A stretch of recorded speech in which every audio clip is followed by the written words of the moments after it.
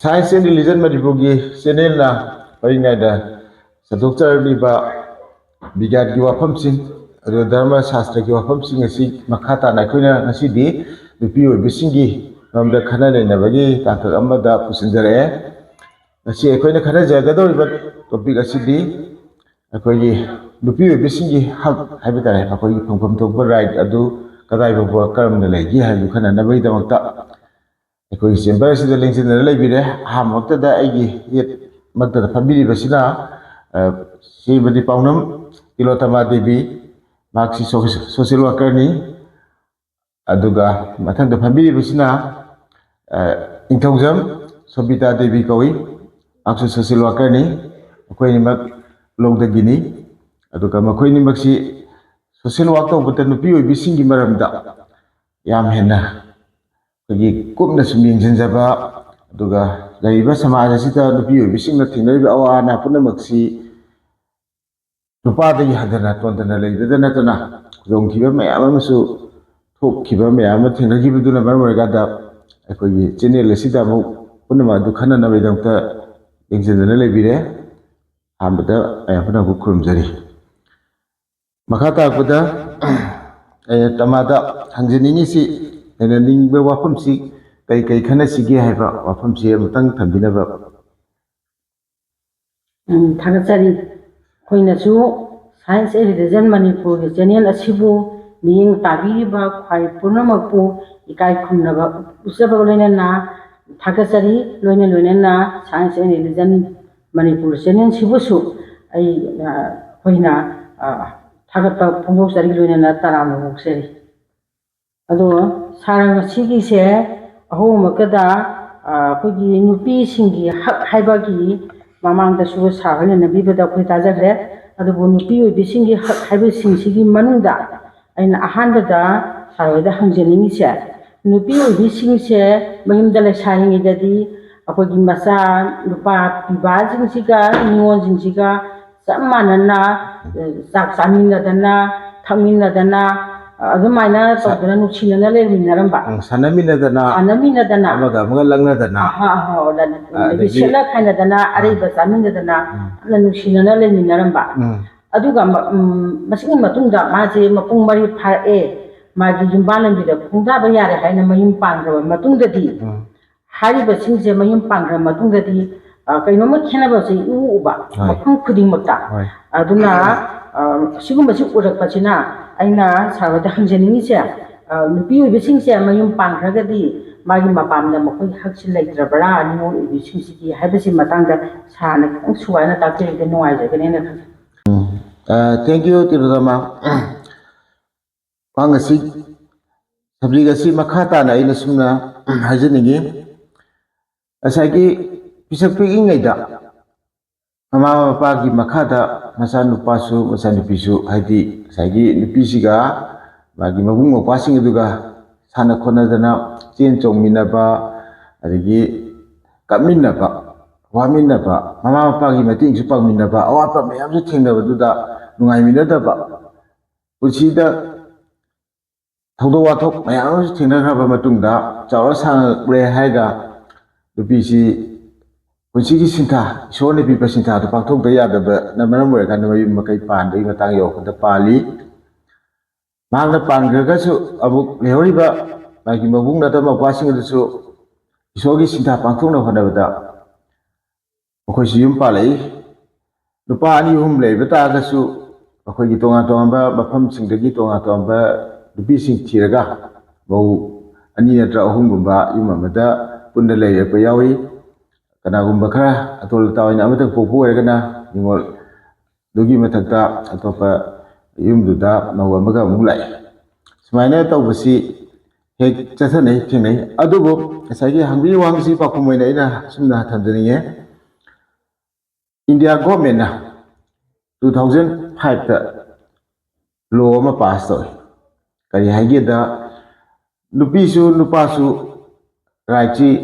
ꯆꯞ ꯃꯥꯟꯅꯩ ꯍꯥꯏꯗꯅ ꯃꯥꯒꯤ ꯍꯦꯛ ꯄꯣꯛꯆꯔꯤꯕ ꯃꯃꯥ ꯃꯄꯥꯗꯨꯅ ꯊꯝꯕꯤꯔꯝꯃꯤꯕ ꯄ꯭ꯔꯣꯄꯔꯇꯤ ꯂꯧ ꯏꯪꯈꯣꯜ ꯑꯇꯩ ꯑꯇꯩ ꯈꯨꯗꯤꯡꯃꯛꯁꯤꯡ ꯑꯗꯨ ꯅꯨꯄꯥꯁꯤꯡꯗꯨ ꯈꯛꯇꯅ ꯐꯪꯕ ꯌꯥꯔꯣꯏ ꯅꯨꯄꯥꯁꯤꯡꯗꯨꯅ ꯐꯪꯕ ꯑꯩꯈꯣꯏ ꯆꯥꯛꯊꯨꯡ ꯑꯗꯨꯒ ꯆꯞ ꯍꯦꯛ ꯃꯥꯟꯅꯕ ꯃꯑꯣꯡꯗ ꯅꯨꯄꯤꯁꯤꯡꯗꯁꯨ ꯄꯤꯒꯗꯕꯅꯤ ꯍꯥꯏꯕ ꯂꯣ ꯑꯃ ꯂꯩꯈ꯭ꯔꯕꯅꯤ ꯃꯁꯤꯃ ꯑꯍꯥꯟꯕꯗ ꯊꯝꯖꯒꯦ ꯑꯗꯨꯒ ꯑꯃꯨꯛ ꯃꯈꯥ ꯇꯥꯕꯗ ꯏꯟꯗꯤꯌꯥ ꯒꯣꯔꯃꯦꯟꯅ ꯁꯦꯝꯕꯤꯕ ꯂꯣꯁꯤꯗ ꯁꯨꯃꯥꯏꯅ ꯈꯔ ꯀꯨꯞꯅ ꯑꯃꯨꯛ ꯍꯥꯏꯖꯔꯕꯗ ꯅꯨꯄꯤ ꯑꯣꯏꯕꯤꯁꯤꯡꯗ ꯔꯥꯏꯠꯁꯦ ꯃꯃꯥ ꯃꯄꯥꯒꯤ ꯁꯣꯇꯣ ꯑꯗꯨ ꯐꯪꯕꯒꯤ ꯔꯥꯏꯠ ꯐꯪꯕꯗ ꯅꯠꯇꯅ ꯑꯇꯣꯞꯄ ꯔꯥꯏꯠ ꯈꯔꯁꯨ ꯄꯤꯔꯤ ꯃꯗꯨꯗꯤ ꯌꯨꯝꯒꯤ ꯋꯥꯡꯃꯗꯒꯤ ꯊꯣꯛꯂꯀꯥꯟꯗ ꯃꯈꯣꯏꯅ ꯇꯧꯒꯗꯧꯔꯤꯕ ꯊꯕꯛ ꯏꯪꯈꯥꯡ ꯋꯥꯔꯛ ꯄ꯭ꯂꯦꯁ ꯍꯥꯏꯕ ꯇꯥꯔꯦ ꯈꯨꯗꯝ ꯑꯣꯏꯅ ꯍꯧꯖꯤꯛꯇꯤ ꯆꯦꯛ ꯁꯨꯕ ꯌꯥꯝ ꯌꯥꯎꯅꯔꯦ ꯖꯨꯒꯥꯂꯤ ꯑꯣꯏꯅ ꯌꯨꯝ ꯁꯥꯕ ꯌꯥꯎꯅꯔꯦ ꯀꯣꯏꯂꯥꯁ ꯁꯥꯕ ꯌꯥꯎꯏ ꯅꯨꯡ ꯂꯩꯉꯣꯏ ꯄꯦꯛꯄ ꯌꯥꯎꯏ ꯑꯇꯩ ꯑꯇꯩ ꯆꯦꯛ ꯁꯥꯕꯅꯆꯤꯡꯕꯗ ꯌꯥꯎꯔꯤꯕ ꯄꯨꯝꯅꯃꯛꯁꯤꯡꯁꯦ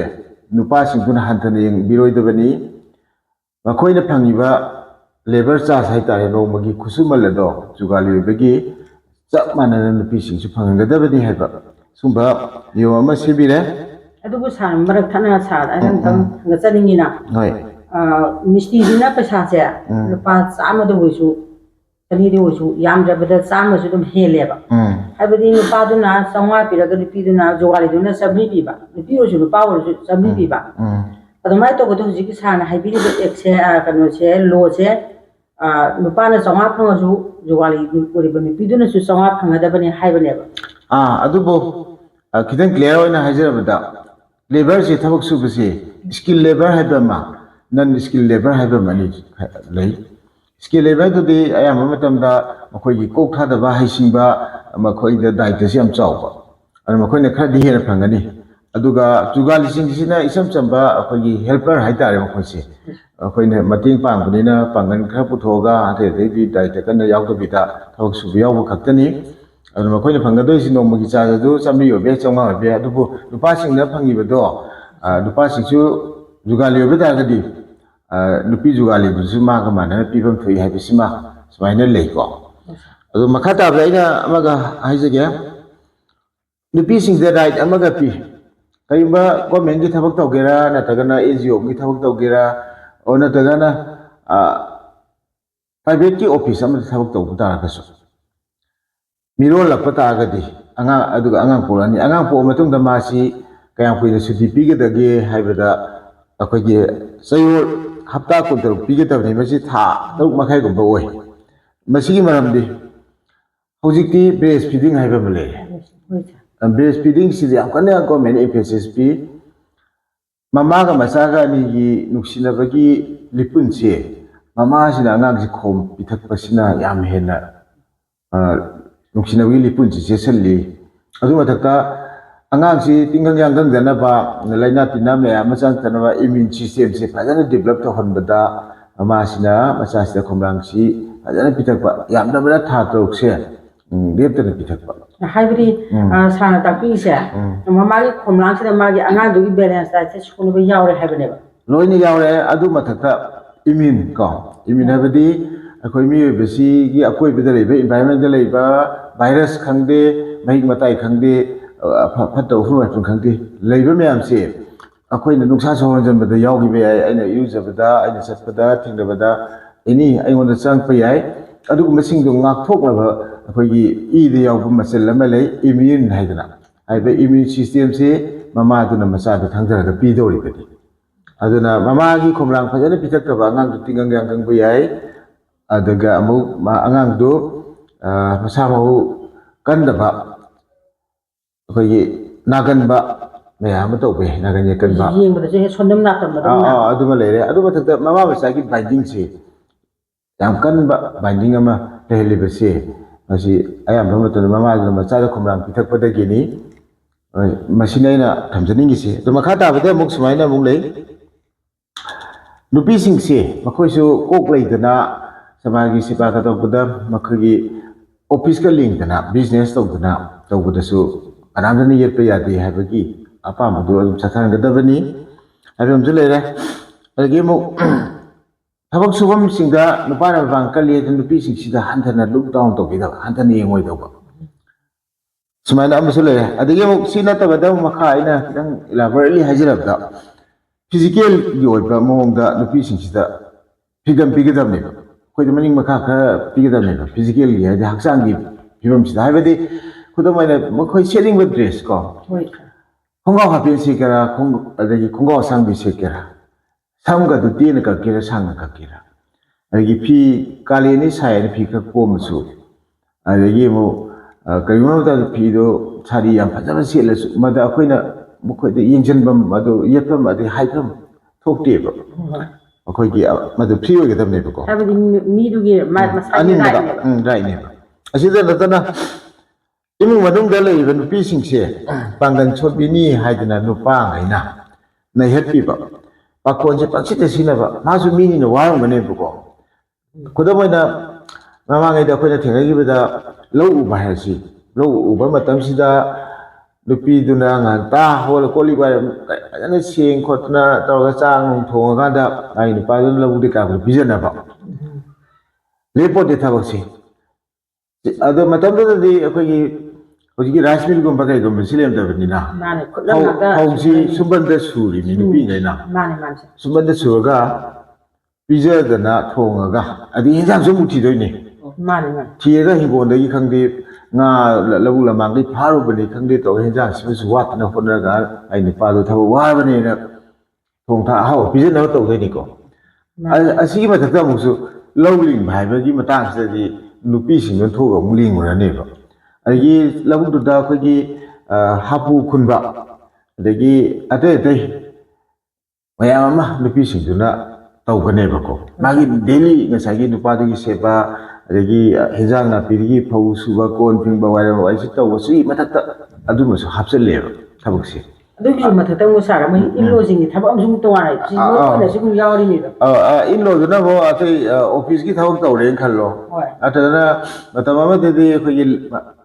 lai su lai have thiba wara su yata gana khoi gi sorat kum bagi sei sakpa pala gum ba na ta gana khoi gi do harbor su adu ba gi na ama lem ta ga di pa gi phiron se ma sei da set na ba chu ba cham ba khoi de wa ba me mung du da ma si mau du na yam to de ni ko tau da ga di mau du phati hai de mane asi me yam si loi ma na dai te lo ri mi aduna ma si da akhoi na ngami hai ta na nupi du da pa kon chi pangchi de sina ba magi thawak du wa ba du chama na pa du wa mi nei ba ne ko adu ma nu pa di nu pa ni na bo tha ba thawa kan ba chou su ra ni na du nu pi du di amu adu po ro ada po ro sa lo hinjang adu thong adu hau yi ga hau ti ga ma mu ne khai bi ba ma si khada khanda ba phai ma di o so wa ba ya ba wa ka da nu pa du sau da na ba ni chai da na ba ni nga ga ne me na ba si thawu si akan bi su yi ba mai extra work si masagi sa bagi sei sa pa khang dia ma khang de to ma tam da magi father in law do gi ka kimno su ko pa do ma su mu yaw do ri ni adi mani buktu na ha wa ga di adu ya ba na ta ga di mu su na ha wa ga ba da ma woi mu gi to hom to ko ne to doi ne ba ma si mau du na to hon da ga di mau du na he to ga ni na wa nga ka ni ai mau di sina ho ga da ni hai da mau de da loi tai ne adu su mu tai na adi mu ha sa gi in law si gi phu phang le da na adi ma gi ai dang pion si ba da mau du na yang jen ba yaw ri ba ne ba to ri ba ne ba na tra sa mani adu su mu hapsa lai ni ba ta ba si adagi mu makhata da akoi nupa oi besing sina nupi sing si aram ba mong da ka sina ba su lei hauzik da kha taw na adu moi na lalon ba si ni sa da nupi na pu si da thana na kai na pha ba ko si ka taw ga de na nupi da ko gi ada ga party no su ko no mai he moi pe da afan pu han ba adagi ni sa so he pe da ba pu han ba asi la na sina mi ko adu pha ga di nupi sing du jin de lai be se to lo ga nupi sing du yam thot kho meng ga nupi sing du na nupa gi seba da taw da lai ga da ba imu manu gi seba sin mi taw lai taw ga lai ga da nupi sing do khoi na amu thana pha ga jin de lai la ga di kari no ba khoi na nu ai ga da ba se asi kha khan da bi ba pe man su ji matang dia mun khan ne ne ba khan da bi ba pe ma sa adagi si de na da na mo nupi oi besing se khoi gi khoi de chaw ba dai ta si angang po si ko ko se ma si dai ta si mai ta akhoi mi ba sama si nupi sing sa angang si pok da ga di akhoi si ma pok da ga di hauji u ro le no si ma pok da ga di le u ro ko ma oi bising pok da khoi na si sama na hing jana no khoi una jana si wai wa ta sa na sai ta ri se nupi oi bi ne pu pi ba dai ne ba adu ko ba aju ki chaw ba dai ta ꯄꯨꯕꯤꯔꯤꯕ ꯏꯃꯥꯁꯤꯅ ꯀꯩꯒꯨꯝꯕ ꯃꯇꯝꯗ ꯑꯩ ꯑꯉꯥꯡꯁꯤ ꯌꯥꯝ ꯄꯣꯛꯄ ꯉꯝꯖꯔꯔꯣꯏ ꯑꯩ ꯋꯥꯔꯦ ꯑꯩ ꯍꯛꯆꯥꯡ ꯅꯨꯡꯉꯥꯏꯇ꯭ꯔꯦ ꯀꯥꯏꯅ ꯍꯥꯏꯔꯛꯄ ꯀꯥꯟꯗ ꯅꯨꯄꯥꯁꯤꯡ ꯄꯣꯛꯇꯕ ꯌꯥꯔꯣꯏ ꯀꯥꯏꯅ ꯍꯥꯏꯕ ꯃꯃꯥꯡꯉꯩꯗꯗꯤ ꯂꯩ ꯑꯗꯨꯕꯨ ꯍꯧꯖꯤꯛꯇꯤ ꯃꯥꯒꯤ ꯔꯥꯏꯠꯅꯦꯕ ꯑꯉꯥꯡ ꯃꯁꯤꯡ ꯑꯩ ꯑꯍꯨꯝꯗꯪ ꯄꯣꯛꯀꯦ ꯑꯃꯇꯪ ꯄꯣꯛꯑꯒ ꯑꯩ ꯇꯣꯛꯆꯔꯒꯦ ꯀꯥꯏꯁꯦ ꯑꯩ ꯍꯛꯆꯥꯡ ꯅꯨꯡꯉꯥꯏꯇꯦ ꯍꯛꯆꯥꯡ ꯐꯠꯇꯦ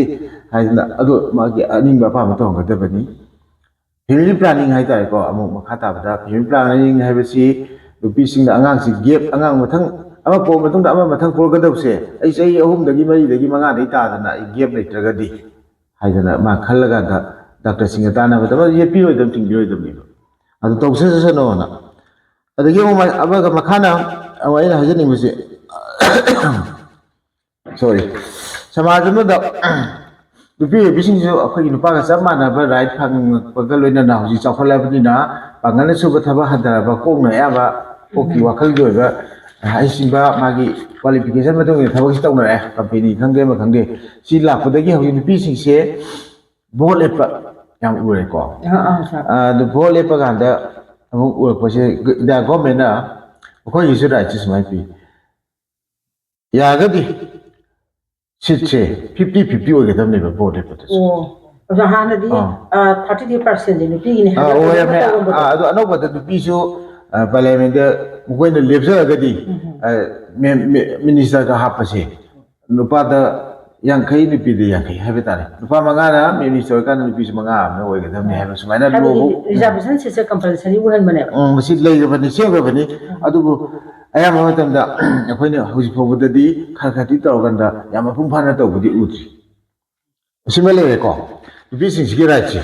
ꯑꯗꯨꯒ ꯑꯃꯨꯛ ꯃꯈꯥ ꯈꯤꯇꯪ ꯑꯩꯅ ꯆꯠꯊꯖꯅꯤꯡꯕꯗ ꯗꯣꯃꯦꯁꯇꯤꯛ ꯚꯥꯏꯑꯣꯂꯦꯟꯁ ꯍꯥꯏꯕ ꯑꯃꯇꯪꯒ ꯍꯥꯞꯆꯤꯟꯖꯔꯝꯒꯦ ꯌꯥꯝ ꯅꯨꯡꯉꯥꯏꯖꯩ ꯁꯥꯔ ꯑꯩꯈꯣꯏꯒꯤ ꯗꯣꯃꯦꯁꯇꯤꯛ ꯚꯥꯏꯑꯣꯂꯦꯟꯁꯀꯤ ꯃꯇꯥꯡꯁꯤꯗ ꯁꯥꯔꯅ ꯑꯃꯨꯛꯇꯪ ꯄꯟꯕꯤꯔꯛꯑꯒꯗꯤ ꯍꯥꯏꯕꯤꯔꯒꯗꯤ ꯈꯜꯂꯖꯕꯅꯤ ꯁꯤ ꯃꯇꯥꯡꯗ ꯁꯥꯔ ꯑꯩꯈꯣꯏꯗ ꯑꯗꯨꯝ ꯃꯔꯤꯛ ꯆꯨꯝꯅ ꯑꯃꯨꯛꯇꯪ ꯇꯝꯕꯤꯅꯕ ꯑꯩꯈꯣꯏ ꯅꯤꯡꯁꯤꯡꯖꯔꯤ ꯏꯃꯨꯡ ꯑꯃꯗ ꯂꯩꯕ ꯃꯧꯁꯤꯗ ꯅꯨꯄꯥ ꯃꯁꯥꯃꯛꯅ ꯅꯠꯇ꯭ꯔꯒꯅ ꯅꯨꯄꯥꯗꯨꯒꯤ ꯏꯃꯨꯡꯗꯨꯗ ꯂꯩꯕ ꯃꯆꯟ ꯅꯨꯄꯤ ꯑꯣꯏꯒꯦꯔꯥ ꯃꯆꯤ ꯑꯣꯏꯒꯦꯔꯥ ꯃꯃꯥ ꯑꯣꯏꯒꯦꯔꯥ ꯃꯄꯥ ꯑꯣꯏꯒꯦꯔꯥ ꯃꯥꯒꯤ ꯃꯌꯥꯝꯕ ꯃꯅꯥꯎꯄꯥ ꯑꯣꯏꯒꯦꯔꯥ ꯏꯟꯁꯤꯜꯂꯒ ꯅꯨꯄꯤꯗꯨ ꯑꯣꯠꯍꯟꯕ ꯅꯩꯍꯟꯕ ꯅꯨꯄꯥꯗꯨꯅ ꯇꯧꯗ꯭ꯔꯐꯥꯎꯗ ꯃꯣꯏꯗ ꯇꯧꯍꯟꯕ ꯑꯁꯤꯒꯤ ꯍꯔꯥꯁꯃꯦꯟ ꯍꯥꯏꯕ ꯇꯥꯔꯦꯀꯣ ꯑꯣꯠꯄ ꯅꯩꯕꯗ ꯅꯨꯄꯤꯗ ꯇꯧꯔꯤꯕꯁꯦ ꯃꯁꯤ ꯑꯆꯧꯕ ꯄꯥꯞ ꯑꯃꯅꯤ ꯑꯆꯧꯕ ꯉꯁꯥꯏꯒꯤ ꯂꯣꯟ ꯌꯥꯗꯕ ꯋꯥꯐꯝ ꯑꯃꯅꯤ ꯑꯗꯨꯅ ꯃꯁꯤ ꯀꯔꯤꯒꯨꯝꯕ ꯊꯦꯡꯅꯕ ꯇꯥꯔꯒꯗꯤ ꯍꯥꯏꯔꯤꯕ ꯃꯤꯁꯤꯡꯗꯣ ꯐꯥꯀꯥꯟꯗ ꯖꯦꯜꯗ ꯆꯍꯤ 3 ꯊꯝꯕ ꯌꯥꯏ ꯗꯟꯗꯤꯁꯦ ꯑꯗꯨꯒ ꯐꯥꯏꯟꯁꯨ ꯃꯥꯅ ꯅꯨꯄꯤꯗꯨ ꯑꯣꯠꯄ ꯅꯩꯕꯒꯤ ꯆꯥꯡ ꯈꯨꯗꯝ ꯑꯣꯏꯅ ꯃꯌꯥꯡꯒꯤ ꯂꯝꯗ ꯑꯁꯣꯝꯗ ꯆꯠꯅꯕꯗ ꯀꯦꯔꯣꯁꯤꯟ ꯍꯩꯖꯤꯜꯂ ꯃꯩ ꯊꯥꯏ ꯍꯥꯏꯔꯁꯤ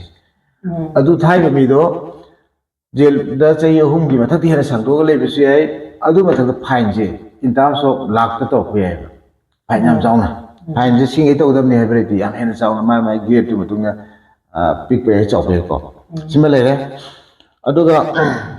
ꯅꯨꯄꯤꯗ ꯃꯌꯥꯝ ꯆꯠꯊꯅꯔꯤꯕ ꯚꯥꯏꯑꯣꯂꯦꯟꯁꯁꯦ ꯗꯣꯃꯦꯁꯇꯤꯛ ꯚꯥꯏꯑꯣꯂꯦꯟꯁꯁꯤ ꯃꯈꯜ 3ꯀꯨꯝꯕ ꯂꯩꯌꯦꯅ ꯂꯧꯕ ꯌꯥꯏ ꯅꯩꯅꯕ ꯌꯥꯏ 3ꯀꯣ ꯑꯍꯥꯟꯕꯗ ꯐꯤꯖꯤꯀꯦꯜꯂꯤ ꯍꯥꯏꯇꯥꯔꯦ ꯅꯨꯄꯤ ꯃꯁꯥꯁꯤꯗ ꯐꯨꯕꯤꯕ ꯆꯩꯕꯤꯕ ꯑꯗꯒꯤ ꯀꯅꯥꯒꯨꯝꯕ ꯈꯔꯅ ꯐꯨꯕ ꯆꯩꯕꯗ ꯅꯠꯇꯅ ꯉꯁꯥꯏ ꯃꯁꯥꯁꯤꯗꯀꯣ ꯁꯣꯏꯅꯥꯏꯅꯕ ꯇꯧꯕꯁꯨ ꯂꯩꯌꯦꯕ ꯃꯅꯥꯗ ꯐꯨꯖꯟꯕꯤꯗꯅ ꯅꯥ ꯄꯪꯍꯟꯕ ꯃꯤꯠꯇ ꯊꯥꯖꯟꯕꯤꯗꯅ ꯃꯤꯠ ꯇꯥꯡꯍꯟꯕ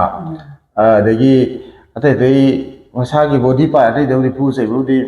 ꯔꯤꯀꯣꯕꯔꯤ ꯇꯧꯕ ꯐꯔꯛꯄ ꯌꯥꯏꯀꯣ ꯑꯗꯨ ꯅꯥꯀꯣꯡꯒꯨꯝꯕ ꯃꯤꯠꯀꯨꯝꯕ ꯁꯣꯛꯈꯤꯕ ꯍꯥꯏꯁꯤ ꯇꯝꯕ ꯉꯝꯗꯦ ꯑꯗꯒꯤ ꯑꯃꯨꯛ ꯕ꯭ꯔꯦꯟꯗ ꯁꯣꯛꯈ꯭ꯔꯁꯨ ꯐꯒꯅꯤ ꯍꯥꯏꯕ ꯉꯝꯗꯕ ꯁꯨꯝꯕ ꯃꯌꯥꯝ ꯂꯩ ꯑꯗꯣ ꯃꯈꯥ ꯇꯥꯕꯗ ꯑꯃꯨꯛ ꯑꯩꯈꯣꯏꯒꯤ ꯐꯤꯖꯤꯀꯦꯜꯁꯤ ꯅꯠꯇꯕꯗ ꯑꯃꯨꯛ ꯃꯤꯑꯣꯏꯕꯗ ꯌꯥꯎꯔꯤꯕ ꯋꯥꯈꯜꯒꯤ ꯑꯣꯏꯕ ꯀꯣ ꯄꯨꯛꯅꯤꯡ ꯋꯥꯈꯜꯒꯤ ꯑꯣꯏꯕ ꯃꯇꯥꯡꯁꯤꯗꯁꯨ ꯑꯣꯠꯄ ꯅꯩꯕ ꯌꯥꯏꯕ ꯃꯔꯝꯗꯤ ꯅꯨꯄꯤꯁꯤꯗ ꯇꯞ ꯇꯧꯕꯤꯕ ꯆꯩꯕꯤꯕ ꯉꯥꯡꯕꯤꯕ ꯑꯗꯨ ꯁꯨꯛꯇꯣꯛꯇꯅ ꯈꯣꯠꯇꯣꯛꯇꯅ ꯃꯥꯅ ꯇꯧꯔꯤꯕ ꯊꯕꯛꯁꯤꯗ ꯈꯨꯗꯝ ꯑꯣꯏꯅ ꯑꯁꯣꯏꯕꯗ ꯊꯤ ꯂꯩꯔꯒ ꯆꯥꯛꯃꯛꯇ ꯊꯣꯡꯉꯦ ꯍꯥꯎꯔꯁꯨ ꯍꯥꯎꯇꯦꯅ ꯍꯦꯛꯇ ꯂꯪꯈꯥꯏꯕ ꯀꯣ ꯑꯗꯒꯤ ꯅꯣꯡ ꯐꯥꯗꯣꯛ ꯃꯥꯅ ꯊꯦꯡꯉꯁꯨ ꯊꯦꯡꯉꯦꯅ ꯍꯦꯛꯇ ꯐꯨ ꯆꯩꯕꯤꯕ ꯍꯧꯖꯤꯛꯐꯥꯎ ꯆꯥꯛ ꯊꯣꯡꯗꯦꯅ ꯑꯗꯒꯤ ꯃꯥꯅ ꯇꯧꯒꯗꯧꯔꯤꯕ ꯊꯕꯛꯁꯤꯡꯁꯨ ꯃꯑꯣꯡ ꯇꯥꯏꯒ ꯇꯥꯗꯦꯒ ꯐꯤ ꯃꯔꯛꯇ ꯆꯨꯁꯨ ꯆꯨꯏ ꯆꯨꯗꯦ ꯑꯗꯒꯤ ꯏꯁꯇꯤ ꯐꯖꯅ ꯇꯩꯒ ꯇꯛꯇꯦ ꯅꯨꯄꯤꯁꯤꯗ ꯍꯦꯛꯇ ꯉꯁꯥꯏꯒꯤ ꯑꯀꯟꯕ ꯆꯩ ꯊꯥꯡꯅ ꯍꯔꯥꯁꯃꯦꯟ ꯄꯤꯕ ꯃꯦꯟꯇꯦꯜꯂꯤꯀꯣ ꯋꯥꯈꯜꯗ ꯆꯩꯅꯥ ꯑꯃ ꯄꯤꯕ ꯌꯥꯏ ꯑꯗꯒꯤ ꯁꯤꯗꯩꯗ miyoy ba se soida ba sungam da bani na miyoy le po badi miyoy ba soida badi ngam de ba sa lai bok soida ri ne ba ta seng ne har ba da mane adu da sai nong pha dong sang se thung kitang hen gra ba na ta da kitang wa kra adu da su eta kana gum ba na eta ma do heta ma do da wa rum de thok pa virus ki manu chan dei ne ba sa si chandoi ne adi mo dupi si da dap to bi bam le dap si da aina halak pada nang adu to ngada bani adu phiron loi do ngada bani chak loi ngada bani adi nan chathok ba ya ti adi mama pa gi da complain to ba ya roi mama pa la su ma gi hangla sa na la su jangan ba ya roi ka hai ba sum ba dap ma ya mo ko si su ko gi harassment ma kalam ni adi yo si da na sel dung gi matang si nu pi oi ba sing si su mi ni na yung do ran to ba da pisu pisam to ba da su da sa pol lai ba su pesa ni adagi mayam gi cha ba ta pitha su cha ba ta lo la su adagi hinjang na pi thong ba gi hinjang du le su thao ma ta le su tum ma ta le su mo ma ta le su si pura si pesa na loi chalai do ni khudi mak se lupi du da khar rai pi ga awon da pesa ka sina da to bi da na lupa khar ma lupi da si kim he sina da gai lupa du na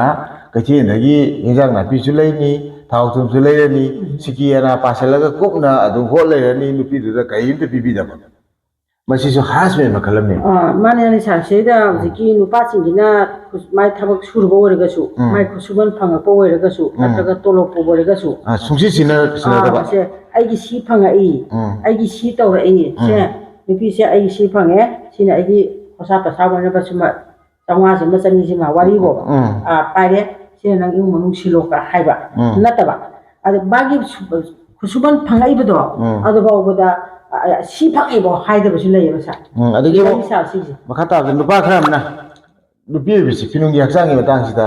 normally le mina ga da ba sexual relationship be ga da sian turana nupi do will ge ge sat santon le mina ba da santon sin ba makhan le ga hujiki matam to ko adu su yamna lo ya de mathak da ko gi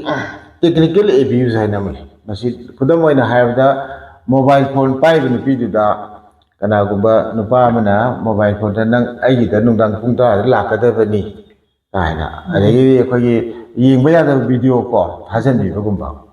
hai ba di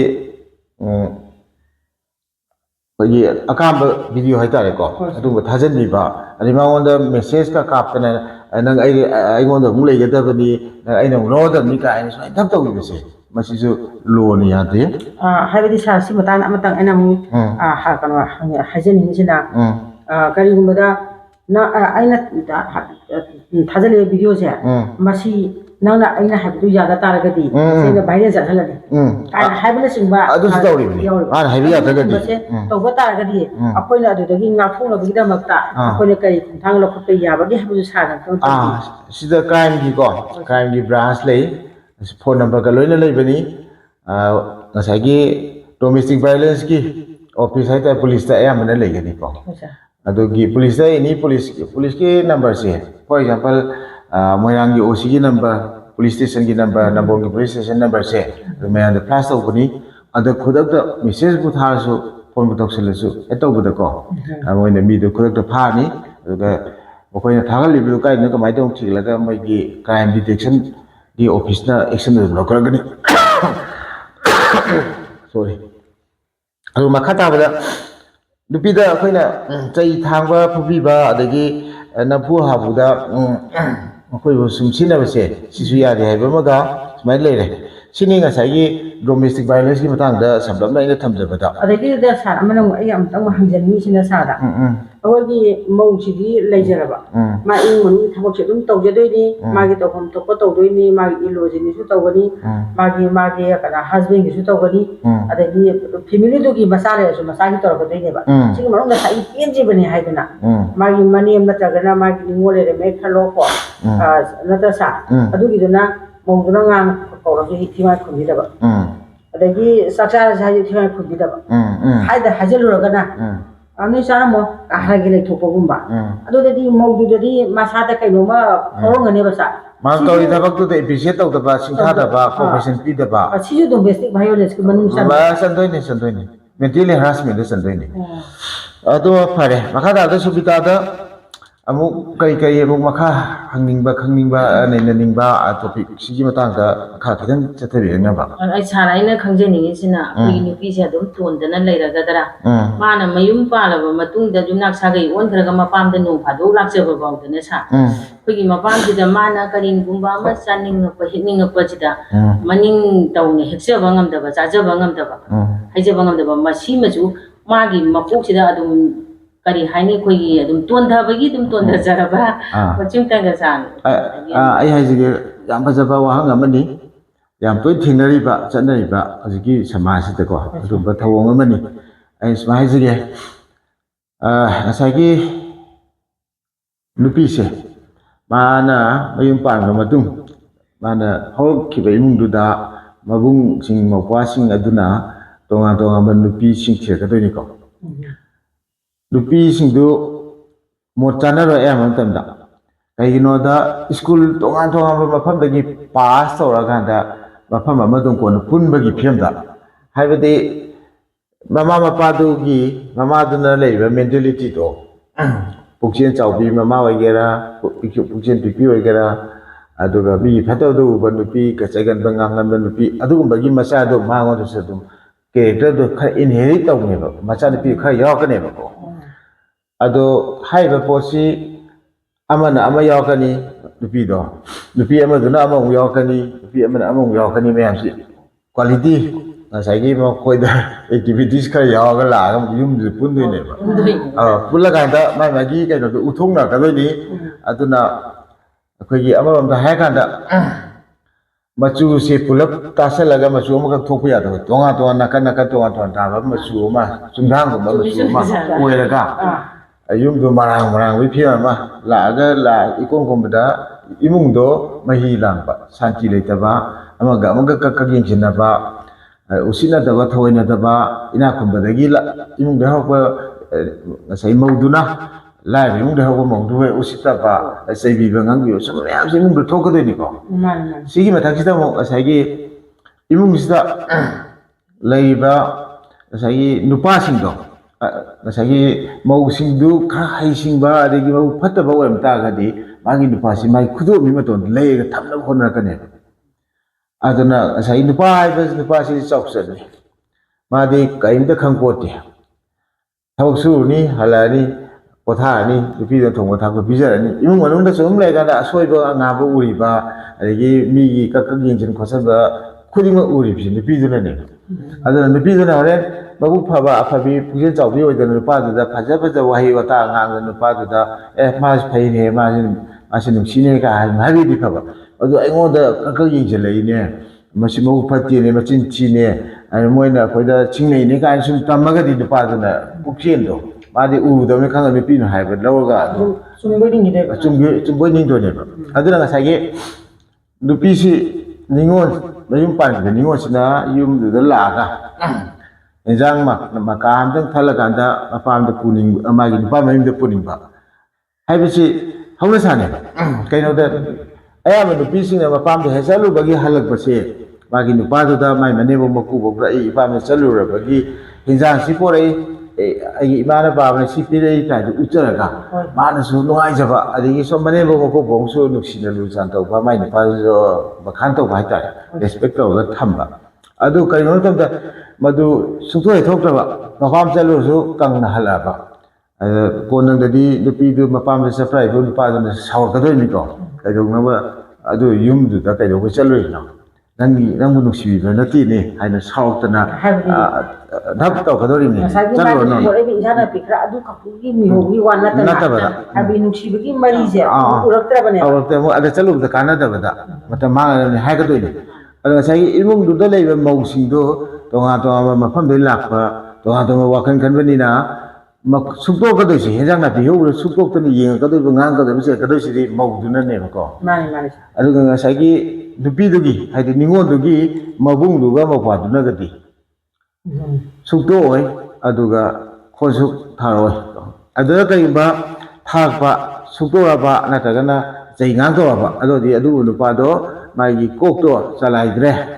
indicate oire mai nupi dugi khutta chale mai nupi gi sarai da ungre haidana masi adhamora ခွိုင်းဒီကြောက်ဘောမနေနဲ့လုံးဝရတယ်သူကအဲ့ဒါမခတာဘယ်ကစမိုင်းအမ်တန်ဟိုင်ဂျာဟိုကြီး အဒီစာ မုံစင်းစေမရှိအရာဘမတမ်ဒါဒီပြဘစီအခွင့်နဲ့ချုံကုမနဲ့နေစပါတော့မခက်စီစမိုင်းနဲ့ခက်လေရမိုးဘခတဲ့ဟိုင်ဂျာကမခစီဟန်လေဘဆွေအဲ့ဟိုင်ဂျာနေစီအာမဒါလူပီစီမုံစီကိုပိုက်ထုတ်ပါမပီကိုပိုက်ထုတ်ပါစီဝခက်စီခန္ဓာဘဝတ်အဲ့ဒါကလည်းနာဟိုင်နတာနဘဒကောရတယ်ပါစီအဖဘနီတောက်စီနေစီဖတ်တဲ့ဘဒီတောက်လို့နေဟာပြရတာမတော့ဘာမပေါတော့တော့ပါဟိုင်နတာနေရတယ်ပါမနဲ့ခလီဘာကတဲ့ကဝေတဲ့ချက်ခိပါအဒီမခတာပဲ negative thought ဟိုင်နာဖတ်တော့ခန်ပါမိနဘာကြီးမတင်းပံပြီးကျဟိုင်ဒနာမရှိဟာဒါတအီလီမနကြီးနဲ့ဆက်ဖကြိုင်နေနကြီးပစာပိုင်ပဲမလီနေနကြီးယမ်နမုံတိုင်နေကဟိုင်ရောစမနာတိုင်ဟိုင်ခန်တဲ့ negative thought နေတော့မွေးတယ်အောင်စမဟိုင်ရှယ်타가 채널임니 앵원다 앵원이 구동사범 럭동기 앵원이 마티엠 럭동기 타가 채널임니가 아니라 파트너다 그 칸바 말와 같은 사기 미드는 하리도 로비도 오늘의 칸리네 많이 칸리네 아두니 많이 칸바네 거 아니게 뭐 로에막 제 빅부디네데 북전 야 빅부수 카디 좀네 거 북전 빅바 하시 마사기 디프레션 가 레이바 웅니 와칼시 손다다나다 레이바 미나 나핫 비바 두 핫비바 अरे मां से ऐसी आई मुदो लबसी लेत्रमाने ऐसी हम हंदना तो न लेते को हैना अमाइना खंदना असागी उमिंग मकालामना मोमोनो कुमिनो तु उदबा सुथा तंद लेबा दु मन पिसे दु मरे को कना उन खरा न पि खरा दे मु चिन याम चाव मी gi ma tin yam pang lan ba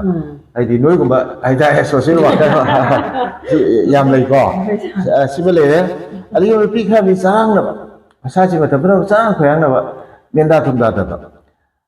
자모도 통해 인자 그문 문도 가 또 뒤에 사토피 아기 농을 tum에 타 모이 농을 뭐 사람들이 아스마야 또 봐. 타고도 그도 면다 좀 다다. 저랑 고향 봐. 미라 좀 여여여 해도 또 보고. 낭통 탁톡도 여여여 해도 또 아 나게 시간이 너무 강호도. 저희 당도 아마나 강에 여기 아마나 강에 여기 사는 그 뿌랑 강을 해주죠. 아시나 또 뭐 그냥 원래 이거 이거야 뭐 이거 양왕을 비시나 아이씨 샤양 파서버니 아이기 밤시 샤양 파이버니 아이씨 아이는 바나 양 빰나 아이부터 다나 로기버니 아드나 아이는 뭐 야드라디 모이나 아이씨 거 야다나가 아이는 하이버 로야가니 하이버 마기 이거 마고 아이 상가 둘레 아이 마이파나 두니 아이 뭐 빵 아저저거 상어 매암레 아니 하여그 뭐신데 로야 되니까 간접아 아생들이 야니 야를 간접고 마신 빠이 양이 해도 빠이버스 나타보다 빠이버스 양 빠이버 사봐 이거 왕고 비암 레고 아니 이거 이제 비저 비슷 동인데 봐 그냥 동인데 게다 레면서고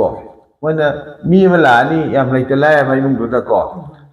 뭐거기 통을 타이버도 싹할 레면도 비저ထုတ်ရဘူး비전인가가디 아주 망한 바기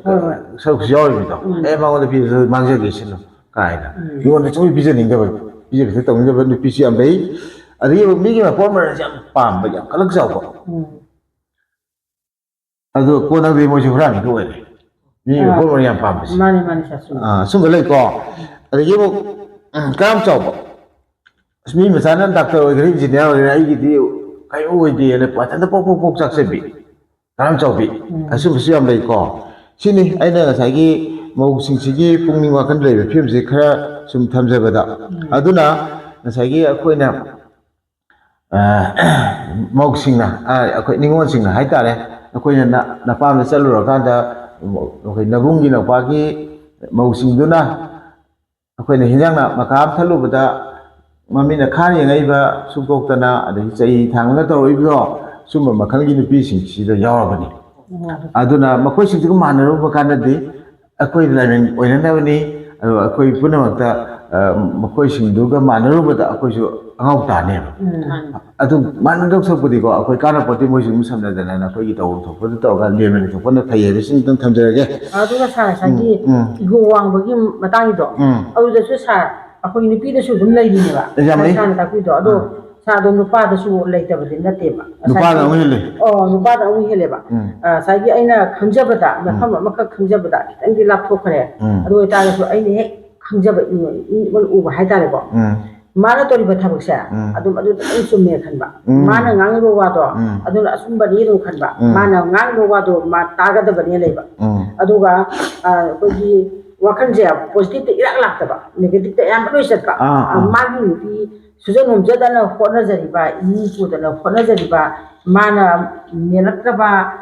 sakhungi karigi awat apa sigi dipi dun menjarabado ado nupi duda negative pasalakana ko sa mujumban man kai na tonga le na yawe nupa da negative thought yam yam ta gadi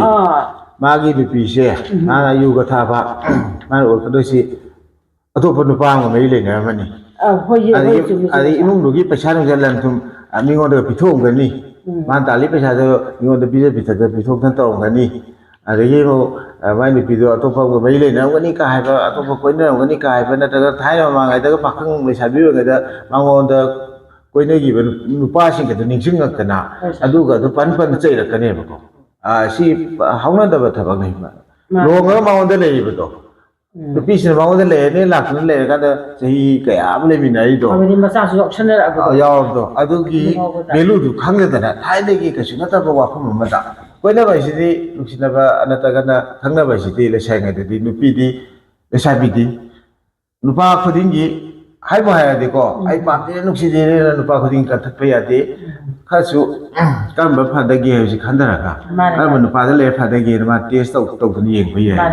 adu gi cha sa mo de pi bi ga da ba de ko ya makha mo su bi ta da ka yi mo hang ning ba khan na ba taw si ke sar masi nungsu yam nungai jeri sar gi kaino mayam je koi yam nu knowledge wi je adu masi sar khoina moi problem mayam je khoina soto ko je sungong ngam maroi dara tum thok ba ji bu khoi gi sakti le roi dara masim tang ga khangje ning sa tum thok ba ji awareness hai ba ko hoji yam kan tong ri ba system se awareness program counseling program na government na scientifically nei na kan da puthore radio da tv da adigi youtube channel sing da akhoi na tawjai sumai na ko adigi mo khabar da kai da me mayam I na potra mayam tawri ko adubu yam lu badi hai ro du mi sing se sum ba channel da si yeng bi de adigi mo khabar ju pa bi de kana pote ma lo ke ra boi thok pa le le boi bu thak pham thok pa sa pham thok pa toro ga dum pa le bi leipung phamaga adum wa mi wa ngana leibido adu mana taw ga dum leibise taw party sorry adu namasi adu patong ni matung ina hong kini nomata nomadi aya ma mi singi bhap ta kani akoi gi thabak se tho ka da mi singi khangnei ko thok digai khangna di magun khangna di kudamaina nisara taw nupa na yu thaga da babu huti yung dana akong ko pom dana so baga wa dana kaim ta cha thak ya da ge phe ha ge wa dan lei bedo madu mana ba yu thak bu da gi tawrai bi ji khan poti mana khan poti adu ma du khan dam da ka wa dang se yu thak oi na khoni ko hai do adu mana de yu thak ba na wa ro moi ai isa ge ana ba wa ro ne khan ba ba ko ai bi wa ngai sok to su ko as ai bi gi dak cha hau da na taw ba ni ga ji khan loi de ni ko ma gi as ai si na thai sa da na daw ya da to ni da hai de ni si po si thai do pi se ma roi na phai me ti sa khai ya phai ma kha de amada mo kai kom ba matam si lo sila ni ta ba se aroi ba si dai na hang jani ni sa khoi gi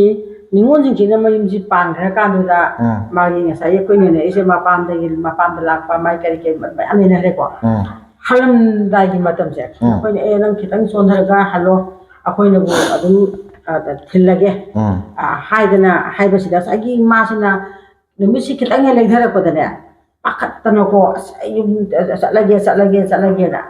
anui mi sing ju ra dem bu su lai ni na san ju lai ni du thamai kari ka da ma se tok jara mani tai sing mo to se tok jara mani ka da le da na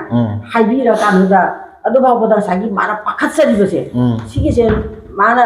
ꯃꯄꯥꯝꯗꯒꯤ ꯍꯜꯂꯝꯗꯥꯏ ꯃꯇꯝꯁꯤꯗ ꯃꯥꯅ ꯉꯁꯥꯏꯒꯤ ꯃꯄꯨꯔꯣꯏꯕ ꯃꯌꯨꯝꯒꯤ ꯈꯟꯕꯗ ꯃꯥꯅ ꯄꯥꯈꯠꯆꯔꯤꯁꯦ ꯁꯤꯒꯤꯁꯤꯕꯨ ꯃꯥꯒꯤ ꯁꯤꯁꯨ ꯀꯔꯤꯒꯨꯝꯕ ꯀꯔꯤ ꯂꯩꯒꯦꯅ ꯑꯃꯨꯛꯇꯪ ꯁꯥꯔꯗ ꯈꯪꯖꯅꯤꯡꯉꯤ ꯑꯣꯀꯦ ꯑꯌꯥꯝꯕ ꯃꯇꯝꯗ ꯅꯨꯄꯤꯁꯤꯡꯁꯤꯗ ꯑꯩꯅ ꯍꯥꯏꯖꯅꯤꯡꯉꯤꯁꯤ ꯃꯄꯥꯝꯗ ꯆꯠꯂꯁꯨ ꯑꯇꯣꯞꯄ ꯑꯃꯗ ꯆꯠꯂꯁꯨ ꯊꯕꯛ ꯑꯃ ꯆꯠꯊꯣꯛꯑꯁꯨ ꯀꯣ ꯃꯥꯒꯤ ꯅꯨꯄꯥꯗꯣ ꯑꯩ ꯁꯤꯃ ꯆꯠꯂꯦ ꯑꯩ ꯁꯤꯃ ꯊꯕꯛ ꯁꯤꯃ ꯂꯩ ꯁꯤ ꯆꯠꯀꯦꯀꯣꯅ ꯍꯥꯏꯔꯝꯃꯒ ꯃꯤꯟꯅꯔꯒ ꯆꯠꯀꯗꯕꯅꯤ ꯑꯗꯒꯤ ꯊꯦꯡꯕ ꯍꯥꯏꯕꯁꯦ ꯇꯝꯕ ꯉꯝꯗꯦ ꯆꯠꯊꯣꯛꯑꯗꯤꯀꯣ ꯒꯥꯔꯤ ꯌꯥꯗꯕꯅꯤ ꯈꯪꯗꯦ ꯑꯗꯨꯒ ꯀꯩꯒꯨꯝꯕ ꯑꯇꯣꯞꯄ ꯊꯕꯛ ꯑꯃ ꯂꯥꯛꯄꯗꯒꯤ ꯑꯦꯛꯁꯇ꯭ꯔꯥ ꯂꯥꯛꯄꯗꯩꯅꯤ ꯈꯪꯗꯦ ꯍꯦꯛꯇ ꯍꯟꯕꯗ ꯊꯦꯡꯕ ꯌꯥꯏꯕꯀꯣ ꯊꯦꯡꯅ ꯍꯜꯂꯛꯄꯁꯤꯗ ꯃꯥꯒꯤ ꯅꯨꯄꯥꯗꯨꯅ ꯙꯞ ꯇꯧꯗꯅ ꯊꯦꯡ ꯂꯥꯛꯑꯦ ꯅꯪ ꯉꯁꯤꯗꯤ ꯌꯨꯝ ꯆꯪꯉꯅꯨ ꯀꯥꯏꯅ ꯙꯞ ꯇꯧꯕ ꯆꯩ ꯄꯥꯏꯔꯒ ꯉꯥꯏꯕꯁꯨ ꯌꯥꯎꯏꯀꯣ ꯑꯗ ꯃꯁꯤꯗ ꯑꯩꯅ ꯊꯝꯖꯅꯤꯡꯉꯤꯁꯤ ꯅꯣꯏꯅꯤꯗ ꯑꯣꯏꯅ ꯍꯪꯉꯒꯦ ꯅꯨꯡꯁꯤꯕꯒ ꯑꯄꯥꯝꯕꯒ ꯍꯥꯏꯁꯤ ꯀꯔꯤ ꯈꯦꯠꯅꯒꯦ ꯑꯗꯨꯅꯤꯅꯦ ꯑꯄꯥꯝꯕ ꯑꯩꯒꯤ ꯋꯥꯈꯜꯗꯗꯤ ꯁꯨꯃꯥꯏꯅ ꯂꯩꯖꯩ ꯑꯗꯣꯝꯒꯤꯗꯒꯤ ꯍꯦꯟꯅ ꯂꯨꯁꯟꯕꯗꯤ ꯁꯥꯔꯛꯈꯤꯗꯦ ꯑꯩꯅ ꯈꯪꯖꯕꯁꯤꯃꯛꯇꯕꯨ ꯍꯥꯏꯖꯔꯒꯗꯤ ꯑꯄꯥꯝꯕ ꯍꯥꯏꯕꯁꯤꯅ ꯃꯤꯠꯇꯒꯤ ꯊꯣꯛꯄꯅꯤ ꯍꯥꯏꯅ ꯂꯧꯖꯩ ꯑꯗꯨꯒ ꯑꯃꯨꯛ ꯅꯨꯡꯁꯤꯕ ꯍꯥꯏꯕꯁꯤꯗꯤ ꯊꯃꯣꯏꯗꯒꯤ ꯊꯣꯛꯂꯛꯄꯗꯣ ꯑꯗꯨꯒꯤ ꯑꯁꯦꯡꯕ ꯅꯨꯡꯁꯤꯕꯗꯨꯅꯦꯅ ꯈꯟꯖꯩ ꯁꯥꯔ ꯌꯥꯝ ꯆꯨꯝꯃꯤ ꯑꯟꯁꯔꯁꯤ ꯑꯃꯨꯛꯇꯪ ꯁꯨꯝ ꯈꯨꯝꯕꯤꯈ꯭ꯔꯦ ꯑꯗꯨꯕꯨ ꯄ꯭ꯔꯃꯥꯟ ꯑꯝꯇꯪ ꯑꯩ ꯍꯥꯏꯖꯔꯝꯒꯦ ꯆꯨꯝꯃꯤꯁꯤ ꯃꯊꯛꯇꯀꯣ ꯑꯩꯈꯣꯏꯒꯤ ꯙꯔꯃ ꯃꯌꯥꯝ ꯇꯥꯔꯝꯃꯅꯤ ꯈ꯭ꯔꯤꯁꯇꯥꯟ ꯙꯔꯃ ꯖꯤꯁꯨ ꯈ꯭ꯔꯤꯁ ꯁꯟꯇꯣꯛꯏ ꯑꯗꯩ ꯏꯁꯂꯥꯝ ꯙꯔꯃ ꯃꯣꯍꯃꯗ ꯄ꯭ꯔꯣꯐꯦꯠꯅ ꯁꯟꯇꯣꯛꯏ ꯑꯩꯈꯣꯏꯒꯤ ꯍꯤꯟꯗꯨ ꯙꯔꯃꯁꯤꯗꯤ ꯑꯗꯨꯅ ꯑꯗꯥꯅ ꯁꯟꯗꯣꯛꯑꯝꯃꯤ ꯍꯥꯏꯕ ꯂꯩꯇꯦ ꯑꯗꯨꯝ ꯃꯁꯥꯒꯤ ꯆꯠꯅꯕꯤ ꯑꯣꯏꯅ ꯑꯗꯨꯝ ꯂꯥꯛꯑꯕꯅꯤ ꯑꯗꯒꯤ ꯒꯧꯇꯝ ꯕꯨꯙ ꯍꯥꯏꯅ ꯑꯃ ꯂꯩ ꯒꯧꯇꯝ ꯕꯨꯙꯅ ꯃꯥꯅ ꯁꯟꯗꯣꯛꯑꯝꯕ ꯕꯨꯙꯤꯁ ꯙꯔꯃꯁꯦ ꯁꯤ ꯁꯟꯗꯣꯛꯏꯕ ꯒꯧꯇꯝ ꯕꯨꯙꯅ ꯍꯥꯏꯕꯤꯔꯝꯃꯦꯀꯣ ꯃꯁꯤ ꯖꯦꯅꯦꯁꯅꯤ ꯂꯥꯏꯅꯦ ꯂꯥꯛꯄ ꯌꯥꯏ ꯒꯧꯇꯝ ꯕꯨꯙꯅ ꯍꯥꯏꯁꯤ ꯀꯔꯤꯒꯨꯝꯕ ꯂꯩ ꯑꯃ ꯐꯖꯅ ꯍꯧꯔꯒ ꯄꯥꯜꯂꯒ ꯂꯩꯔꯦ ꯈꯜꯂꯣ ꯂꯩꯁꯤ ꯃꯥꯏ ꯄꯥꯝꯕꯤꯗꯨꯗ ꯄꯥꯜꯂꯒ ꯁꯥꯠꯀꯗꯣꯏꯅꯤꯀꯣ ꯌꯥꯝꯅ ꯄꯥꯝꯖꯕ ꯅꯨꯄꯥ ꯑꯃꯅ ꯂꯩꯗꯨ ꯄꯠ ꯂꯥꯎ ꯊꯠꯂꯀꯥꯟꯗ ꯐꯨꯔꯤꯈꯥꯎꯗ ꯊꯦꯠꯄ꯭ꯔꯥ ꯃꯅꯥꯗ ꯊꯦꯠꯄ꯭ꯔꯥ ꯑꯃ ꯇꯧꯔꯅꯦꯕ ꯄꯥꯝꯖꯕꯗꯒꯤꯅꯤ ꯃꯥꯒꯤ ꯑꯣꯏꯖꯅꯤꯡꯕ ꯍꯥꯏꯇꯥꯔꯦ ꯄꯥꯝꯕꯁꯤ ꯃꯥꯒꯤ ꯑꯣꯏꯖꯅꯤꯡꯉꯦꯕ ꯃꯥꯒꯤ ꯉꯥꯛꯇ ꯂꯩꯍꯟꯅꯤꯡꯉꯤ ꯃꯥꯒꯤ ꯑꯣꯏꯖꯅꯤꯡꯉꯤ ꯃꯤ ꯑꯇꯣꯞꯄ ꯑꯣꯏꯍꯟꯅꯤꯡꯗꯦꯕ ꯑꯄꯥꯝꯕꯩꯁꯦ ꯑꯗꯨꯒ ꯅꯨꯡꯁꯤꯕ ꯍꯥꯏꯁꯤꯗꯤ ꯑꯃꯨꯛ ꯀꯃꯥꯏꯅ ꯇꯧꯒꯦꯗ ꯂꯩꯗꯨꯒ ꯅꯨꯡꯁꯤꯕ ꯅꯨꯄꯥꯁꯤꯗꯤ ꯏꯁꯤꯡꯁꯤ ꯀꯥꯏꯗꯣꯝ ꯆꯠꯂ ꯁꯣꯛꯎꯔꯅꯦꯕꯀꯣ ꯆꯥꯎ ꯄꯥꯏ ꯇꯧꯗꯅ ꯑꯗꯣ ꯏꯁꯤꯡꯗꯨ ꯆꯥꯏꯕꯤꯔꯝꯒꯅꯦꯕ ꯄꯥꯝꯕꯤꯁꯤꯗ ꯃꯥꯁꯤ ꯈꯔ ꯀꯨꯏꯅ ꯁꯥꯡꯅ ꯃꯀꯥ ꯂꯥꯝꯅ ꯁꯥꯠꯂꯒ ꯂꯩꯁꯅꯨ ꯄꯥꯝꯕꯤꯗꯨꯁꯨ ꯈꯔ ꯍꯦꯟꯅ ꯐꯒꯠꯂꯀꯥꯟꯗ ꯃꯊꯪ ꯅꯪ ꯁꯨꯝꯕ ꯂꯩ ꯃꯌꯥꯝ ꯁꯥꯠꯆꯁꯅꯨ ꯍꯥꯏꯕꯒꯤ ꯐꯒꯠꯅꯕ ꯂꯩꯗꯨꯒꯤꯗꯃꯛꯇ ꯈꯟꯖꯔꯒ ꯏꯁꯤꯡ ꯆꯥꯏꯕꯤꯗ ꯍꯣꯠꯅꯩꯕꯀꯣ ꯑꯅꯤꯁꯤꯅꯤ ꯈꯦꯠꯅꯔꯤꯁꯦ ꯑꯄꯥꯝꯕꯁꯤꯅ ꯑꯩꯒꯤꯗꯪ ꯑꯣꯏꯅꯤꯡꯕ ꯑꯗ ꯉꯁꯥꯏꯒꯤ ꯆꯩ ꯄꯥꯏꯗ ꯉꯥꯏꯕ ꯅꯨꯄꯥꯗꯣ ꯑꯗꯨꯅ ꯃꯥꯒꯤ ꯅꯨꯄꯤꯁꯤ ꯅꯨꯡꯁꯤꯕ ꯌꯧꯐꯥꯠꯇ꯭ꯔꯦ ꯃꯁꯤꯃ ꯑꯩ ꯊꯝꯖꯅꯤꯡꯉꯤ ꯅꯠꯇ꯭ꯔꯒꯅ ꯃꯥ ꯑꯩꯈꯣꯏꯒꯤ ꯃꯌꯥꯝꯅ ꯍꯥꯏꯅꯕ ꯀꯔꯥꯝ ꯆꯥꯎꯕ ꯍꯥꯏꯒꯗ꯭ꯔꯥ ꯑꯗꯒꯤ ꯀꯔꯤ ꯍꯥꯏꯅꯤ ꯈꯝꯕꯟ ꯆꯥꯎꯕ ꯍꯥꯏꯒꯗ꯭ꯔꯥ ꯑꯗꯨꯝꯕ ꯑꯃ ꯂꯩꯗꯅ ꯅꯨꯄꯤꯗꯨꯗ ꯃꯥꯅ ꯙꯞ ꯇꯧꯕꯤꯔꯤꯅꯤ ꯑꯗꯣ ꯑꯁꯦꯡꯕꯗꯤ ꯅꯨꯄꯤꯗꯨꯅ ꯋꯥꯟꯁ ꯃꯌꯨꯝ ꯄꯥꯜꯂꯒ ꯅꯨꯄꯥꯗꯨ ꯃꯅꯥꯛꯇ ꯂꯩꯔꯒ ꯃꯥꯒꯤ ꯃꯆꯥꯒ ꯄꯣꯛꯄꯤꯕ ꯍꯥꯏꯁꯦ ꯃꯥ ꯁꯦꯀ꯭ꯔꯤꯐꯥꯏꯁ ꯌꯥꯝ ꯇꯧꯔꯕꯅꯦꯕ ꯃꯥꯒꯤ ꯄꯨꯟꯁꯤꯗꯨ ꯀꯠꯊꯣꯛꯑꯒ ꯂꯥꯛꯑꯕꯅꯤꯅꯦ ꯑꯗꯨ ꯃꯊꯛꯇ ꯊꯤꯒꯦꯔꯥ ꯃꯨꯒꯦꯔꯥ ꯉꯧꯒꯦꯔꯥ ꯁꯥꯡꯒꯦꯔꯥ ꯄꯤꯛꯀꯦꯔꯥ ꯍꯥꯏꯔꯤꯕ ꯅꯨꯄꯥꯗꯣ ꯑꯗꯨꯒꯤ ꯃꯆꯥꯁꯨ ꯃꯥꯅ ꯂꯩꯃꯤꯟꯅꯔꯒ ꯄꯣꯛꯑꯕꯅꯦꯕ ꯑꯗꯨꯛꯀꯤ ꯃꯇꯤꯛ ꯀꯠꯊꯣꯛꯑꯕꯅꯦ ꯄꯨꯟꯁꯤꯗꯣ ꯁꯤꯔꯁꯨ ꯂꯥꯛꯑꯁꯨ ꯃꯥꯒꯤ ꯃꯆꯥ ꯄꯣꯛꯄꯤꯅꯕ ꯌꯥꯔꯕꯅꯤ ꯑꯗꯨ ꯁꯤ ꯃꯇꯥꯡꯁꯤꯗ ꯑꯃꯗ ꯄꯟꯖꯅꯤꯡꯕꯗꯤ ꯅꯨꯄꯤꯒꯤ ꯂꯥꯏꯐꯁꯦ ꯍꯧꯖꯤꯛꯀꯤ ꯃꯇꯝꯗ ꯂꯣꯟ ꯍꯥꯏꯁꯦ ꯀꯅꯥꯒꯨꯝꯕ ꯃꯁꯥꯅ ꯌꯥꯗꯕ ꯅꯨꯄꯤ ꯑꯃ ꯈꯨꯗꯥꯡ ꯄꯥꯏꯔꯨꯔꯕ ꯔꯦꯞ ꯇꯧꯕꯗꯤ ꯂꯥꯏꯔꯅ ꯃꯁꯥꯅ ꯌꯥꯗꯦꯅ ꯀꯣꯔꯠꯇ ꯀꯝꯄ꯭ꯂꯦꯟ ꯇꯧꯗꯤ ꯅꯨꯄꯥꯗꯣ ꯖꯦꯜꯗ ꯖꯦꯜ ꯌꯧꯅꯦꯕ ꯑꯗꯨꯛꯀꯤ ꯃꯇꯤꯛ ꯔꯤꯛꯁ ꯂꯩꯕ ꯄꯣꯠꯅꯦꯕ ꯑꯗꯨꯛꯀꯤ ꯃꯇꯤꯛ ꯔꯤꯛꯁ ꯂꯩꯕ ꯄꯣꯠꯁꯤꯗ ꯉꯁꯥꯏ ꯅꯨꯄꯤꯗꯨꯒꯤ ꯔꯥꯏꯠꯁꯨ ꯌꯥꯝ ꯂꯩꯀꯣ ꯅꯨꯄꯤꯁꯤꯅ ꯅꯨꯄꯥꯗꯨ ꯃꯌꯨꯝꯗ ꯂꯥꯛꯑꯀꯥꯟꯗ ꯍꯤꯞꯃꯤꯟꯅꯗꯅ ꯃꯥꯒꯤ ꯃꯆꯥ ꯑꯃ ꯄꯣꯛꯄ ꯍꯥꯏꯁꯦ ꯅꯨꯄꯥꯗꯨꯅ ꯍꯥꯏꯔꯤꯕꯈꯩ ꯅꯨꯄꯥꯗꯨꯅ ꯂꯣꯏ ꯀꯠꯊꯣꯛꯑꯒ ꯂꯥꯛꯑ ꯂꯩꯔꯕꯅꯤ ꯑꯗꯨꯗ ꯃꯥꯅ ꯀꯩꯁꯨ ꯅꯠꯇꯕ ꯉꯥꯛꯇꯪ ꯆꯠꯊꯣꯛꯄꯗ ꯈꯕꯟ ꯈꯤꯇꯪ ꯆꯥꯎꯕꯗꯣ ꯑꯗꯨꯗꯤ ꯃꯥꯒꯤ ꯋꯥꯈꯜꯁꯨ ꯈꯔ ꯊꯦꯡꯔꯝꯒꯅꯤ ꯀꯥꯏꯗ ꯆꯧꯕꯅꯣ ꯀꯩꯒꯤ ꯊꯦꯡꯉꯤꯅꯣꯅ ꯍꯥꯟꯅ ꯍꯪꯉꯒ ꯀꯣ ꯃꯔꯝ ꯆꯥꯗ꯭ꯔꯒꯗꯤ ꯆꯩꯕ ꯉꯥꯡꯕ ꯌꯥꯏꯀꯣ ꯅꯠꯇ꯭ꯔꯥ ꯑꯗꯨ ꯅꯠꯇ꯭ꯔꯒꯗꯤ ꯈꯨꯗꯣꯡꯊꯤꯕ ꯊꯣꯛꯄ ꯑꯗꯒꯤ ꯅꯥꯇꯩ ꯆꯥꯗꯕ ꯊꯧꯑꯣꯡ ꯑꯃꯗ ꯃꯔꯝ ꯑꯃꯗꯒꯤ ꯊꯦꯡꯉꯛꯄꯗꯨ ꯄꯪꯐꯨ ꯐꯨꯕꯤꯕ ꯆꯩꯕꯤꯕ ꯉꯥꯡꯕꯤꯕ ꯇꯧꯔꯒꯗꯤ ꯅꯨꯄꯤꯗ ꯃꯥꯅ ꯅꯨꯄꯤ ꯑꯣꯏꯅ ꯃꯤ ꯑꯣꯏꯅ ꯎꯗ꯭ꯔꯦꯕ ꯁꯥ ꯁꯟꯗꯧꯅ ꯁꯟꯅ ꯃꯤ ꯍꯤꯡꯒꯣꯜ ꯆꯪꯉꯒ ꯃꯅꯥ ꯃꯁꯤꯡ ꯅꯝꯗ ꯍꯨꯔꯥꯜꯂ ꯆꯥꯔꯨꯕꯗ ꯃꯄꯨꯅ ꯆꯩ ꯊꯥꯗꯅ ꯐꯨꯕꯗꯣ ꯑꯗꯨꯒꯤ ꯇꯥꯏꯞꯇ ꯑꯣꯏꯅ ꯈꯟꯕꯗꯧꯅ ꯎꯔꯦ ꯑꯗꯨꯅ ꯑꯩꯅ ꯃꯈꯥ ꯇꯥꯕꯗ ꯂꯣꯏꯁꯤꯜꯂꯛꯄꯗ ꯊꯝꯖꯅꯤꯡꯉꯤꯁꯤ ꯅꯨꯡꯁꯤꯕ ꯍꯥꯏꯕ ꯄꯣꯠꯁꯤꯒ ꯉꯁꯥꯏꯒꯤ ꯄꯥꯝꯖꯕ ꯍꯥꯏꯁꯤꯒ ꯈꯦꯠꯅꯩꯁꯤ ꯅꯨꯄꯥ ꯑꯃꯅ ꯅꯨꯄꯤꯁꯤ ꯄꯥꯝꯃꯦꯅ ꯂꯧꯈ꯭ꯔꯕꯗꯣ ꯅꯨꯡꯁꯤꯕ ꯌꯥꯎꯗ꯭ꯔꯒꯗꯤ ꯅꯨꯄꯤꯁꯤꯅ ꯃꯜꯂꯕ ꯀꯥꯟꯗ ꯃꯆꯥ ꯀꯔꯤ ꯀꯥꯟꯗ ꯄꯣꯠ ꯆꯩ ꯑꯩꯅ ꯁꯤꯖꯤꯟꯅꯕ ꯈꯣꯡꯒ꯭ꯔꯥꯎ ꯐꯨꯔꯤꯠꯁꯤ ꯃꯜꯂꯛꯏ ꯒꯥꯔꯤꯁꯤ ꯇꯣꯡꯕ ꯃꯜꯂꯛꯏ ꯅꯨꯄꯤꯁꯨ ꯃꯜꯂꯛꯏ ꯃꯜꯂꯤꯕ ꯄꯣꯠꯇꯣ ꯃꯥꯅ ꯄꯥꯝꯃꯛꯇ꯭ꯔꯗꯤ ꯂꯪꯊꯣꯛꯅꯤꯡꯕ ꯇꯥꯟꯊꯣꯛꯅꯤꯡꯕ ꯇꯧꯔꯛꯑꯅꯦꯕ ꯑꯗꯨ ꯅꯨꯡꯁꯤꯕ ꯍꯥꯏꯕꯗꯨ ꯌꯥꯎ ꯇꯥꯔꯒꯗꯤ ꯃꯥꯁꯨ ꯆꯍꯤ ꯌꯥꯝꯃꯒ ꯇꯧꯔꯤꯕꯅꯤꯀꯣ ꯃꯥꯁꯨ ꯑꯩꯅ ꯁꯤꯖꯤꯟꯅꯗ꯭ꯔꯦ ꯑꯩ ꯅꯥꯛꯇ ꯂꯩꯕꯗꯒꯤ ꯁꯦꯛꯁꯨꯋꯦꯜ ꯂꯩꯕꯅꯤꯀꯣ ꯑꯩꯅ ꯐꯖꯅ ꯇꯧꯕꯤꯗꯕꯗꯅꯤ ꯈꯟꯕꯤꯔꯒ ꯂꯨꯅ ꯇꯧꯕꯤꯒꯗꯕꯗꯣ ꯃꯜꯂꯦꯅ ꯀꯥꯎꯊꯣꯛꯄ ꯏꯟꯊꯣꯛꯅꯤꯡꯉꯛꯄꯒꯤ ꯋꯥꯈꯜ ꯂꯥꯛꯑꯒꯗꯤ ꯃꯁꯤ ꯍꯤꯡꯁꯥ ꯂꯩꯇꯕꯒꯤ ꯋꯥꯈꯜꯅꯦꯅ ꯈꯟꯕ ꯌꯥꯏ ꯑꯁꯦꯡꯕ ꯅꯨꯡꯁꯤꯕ ꯅꯠꯇꯦꯕ ꯅꯠꯇ꯭ꯔꯦ ꯑꯗꯨꯅ ꯉꯁꯤꯒꯤꯗꯤ ꯃꯇꯥꯡꯁꯤꯗ ꯁꯥꯏꯟꯁ ꯑꯦꯟ ꯔꯤꯂꯤꯖꯟꯒꯤ ꯈꯟꯅꯖꯔꯤꯕ ꯇꯣꯄꯤꯛꯁꯤꯡ ꯑꯁꯤ ꯂꯣꯏꯁꯤꯟꯖꯔꯦ ꯃꯊꯪꯒꯤ ꯑꯦꯄꯤꯁꯣꯗ ꯑꯃꯨꯛ ꯌꯦꯡꯕꯤꯕ ꯄꯨꯝꯅꯃꯛꯅ ꯉꯥꯏꯕꯤꯔꯒ ꯑꯩꯈꯣꯏꯅꯁꯨ ꯈꯔ ꯍꯦꯟꯅ ꯐꯖꯕ ꯇꯣꯄꯤꯛ ꯃꯌꯥꯝꯒꯤ ꯃꯐꯝꯗ ꯊꯝꯖꯅꯕ ꯍꯣꯠꯅꯖꯒꯦ ꯂꯣꯏꯁꯤꯜꯂꯛꯄꯗ ꯑꯩ ꯏꯁꯥꯃꯛ ꯗꯥꯛꯇꯔ ꯅꯕꯀꯤꯁꯣꯔꯅ ꯇꯤꯔꯣꯇꯃꯥꯅ ꯑꯗꯨꯒ ꯁꯣꯕꯤꯇꯥꯅ ꯄꯨꯝꯅꯃꯛꯀꯤ ꯃꯐꯝꯗ ꯄꯨꯡꯂꯣꯟꯅ ꯈꯨꯔꯨꯝꯖꯔꯤ